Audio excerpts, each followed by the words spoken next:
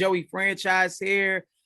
Really happy to have, you know, Young Devyn with me right now. Yo, she like, you literally just burst on the scene. You dropped this record straight to it, crazy drill record. It's going up something crazy. And then like in a matter of like, you know, a week, it's already like all over the place.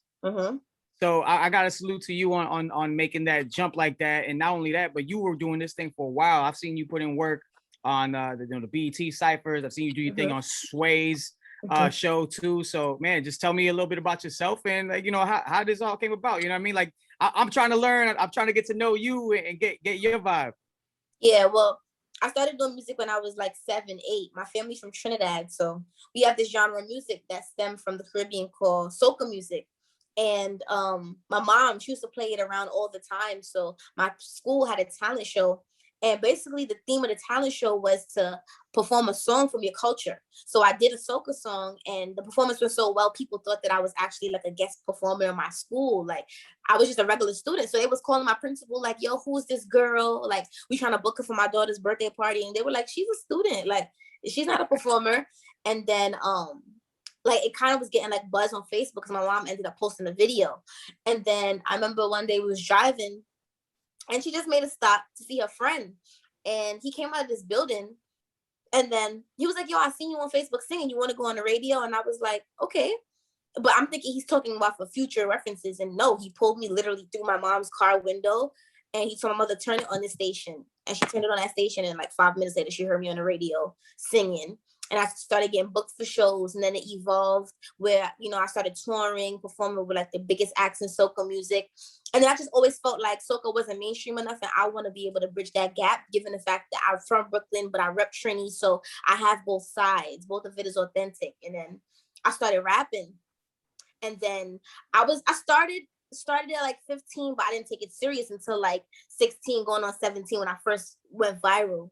Because that's when I was like, okay, this is something that people like from me clearly, and it's something that I can reach the masses with. So let me try to take it over and be able to bridge that gap. So that's kind of how everything started for me. That's real cool, man. You know, it helped get you in the right places. Tell me what it was like, you know, getting on that BET Cypher. Was there any like nerve wracking, like, you know, what was there butterflies? How was that experience for you? The BET Cypher, I'm not gonna lie, was so surreal because, you know, I've definitely manifested a lot of things, but that was like my first real time really witnessing like manifestation. You know, like I said last year, well, the year before I got the call, I was going to be on the BT Cypher. I was like, you know what? Next year I'm going to be there. I didn't know how I was going to get there. I wasn't like signed to any huge label. I didn't really know anybody in like the hip hop industry yet. Like I just said, I'm going to, you know, get there. And then a year later, when we got the call, it just really showed me, you know, when you manifest, when you work hard, when you pray, those things will come to you. So when I got that call, it was crazy, especially, you know, given the fact being the youngest person to ever do the BT Cypher, that's like history. These are things that will go down in hip hop history. So I'm just glad that I was able to be a part of it. That's cool. And what were some of those influences, man? Because like, yo, like I'm hearing, you know, the Straight to It record and you legit snapped harder than respectfully than any of the guys I've heard on drill beats. So what were a lot of them influences coming up outside of the soca when you started getting into rap? Definitely. Well, Nicki Minaj, she's the reason that I started even rapping. I was watching her documentary, and it was a point of her documentary that I really, you know, connected with her and I related with her with, and I just wanted to listen to her album and listen to her music a little bit more deeper than I usually would have, because she came out, I was still young. So then when I finally decided to really listen to it in depth, I was like, whoa, you know, it was like my mind was blown. That was the first time I caught what a punchline was. What is a metaphor? I started being able to identify flows, and I wanted to be able to do that as well because it seemed cool. Like it just seemed like some superhero type of stuff, because at the time I wasn't really too much into hip hop, so I didn't know like metaphors and punchlines and all these things were things in hip hop. I thought she was just like the most smartest human ever. So I'm like, I want to do that. And so I started pushing my pen, writing every day. And I started getting more into hip hop. And that's how I fell in love with the Meeks, the Lauryn Hills, the Jay-Z's, you know, the DMX's. So that's kind of how I got into it. That's dope. And do you feel like, you know, where you're from, like it just helps you you know, appreciate all that music a little bit more, especially if you weren't even around, like growing up to it. Like you're mentioning names like that. That's what I was growing up to, Right. you know, in the game. So, you know, does your environment and being from Brooklyn, being from New York, just kind of accentuate that and it really make you dive deep into the history? Of course, it makes me dive deep. You know, being from New York, that's a long legacy of acts that have came in the game and really changed it. We're talking about Biggie, of course, like I said, Nicki, Jay-Z, Nas, like the list goes on. We can keep going. And I just feel like, you know, when you come from that type of place, New York City is the home of hip hop. You got to be able to, you know, follow in those footsteps if you want to be at the top position. And so you got to study the best to be the best, no matter what generation, no matter, you know, whether it's young or old. You know, if it's somebody who's 12 rapping better than me, I'm going to study that person and give my, you know, props when it's due. So that's basically what I did. And it kind of helped me as an artist, as a writer, overall, lyrically, just the way how I'm able to identify certain things. That's dope. And I really, you know, I commend you for, you know, always brushing up your pen and always being on tip top with that. So when after, you know, straight to it is going up right now. The visuals dope. I love the single. Thank you. And that kind of opened the door for me because I was still pretty brand new to you outside of, you know, seeing you in the BET ciphers. And I'm, you know, and I'm thinking, I'm expecting like, okay, well, it's gonna be, you know, the drill stuff. All right, cool. That lured me in, and I'm like, she probably got more of this stuff. And I'm like, whoa, I'm hearing this song Secrets, and it's a whole vibe, and it just different vibe. It's like day and night. I was like, whoa, and then I love the record. And I just love the versatility, and it's just it's so dope to see how eclectic you are, you know, with your music. Is there any other influences or any other things that we can see from you down the road? You know, other sounds and genres you might even like tap into? Absolutely. You know, like I'm a person, I never try to put a cap on my talent or my creativity. So I love to dibble and dabble. I love to try new things. I love to infuse sounds from different genres, even in my music now. Like I just did a drill record and I infused different parts of the world and just different influences in the song. I think that makes for great records. I think it makes for standout moments. So I'm open to doing all types of genres. If I could learn a new language and do that too, I would do it. So yeah, like I'm just gonna try to do as much as possible, but still in a concise way. Still, you know, you're gonna hear Devyn in everything that I do. Like I'll never get too lost within the music. And with you going viral with the new single, has that phone been ringing? Is there a wish list? Are there certain people that, you know, just want to hop on a record, like, you know, catch you in the studio in traffic? It's a bunch of artists that definitely want to work with me. The love and everything has been great. Just meeting everybody in the industry, getting familiar with them getting familiar with me. You know, like I said, getting familiar with the artist is just crazy because people that I was listening to a year ago, you know, now know me and are giving me respect and props. So, you know, I take it one day at a time because I never really try to get too caught up in it. But, you know, it's surreal. It really is surreal because I would just never think little old me would be rubbing shoulders with, you know, like a rowdy rebel. Like how did I get here? I'm 5'2". I'm little, but you know, it's a blessing for real. That's dope, and I did see that.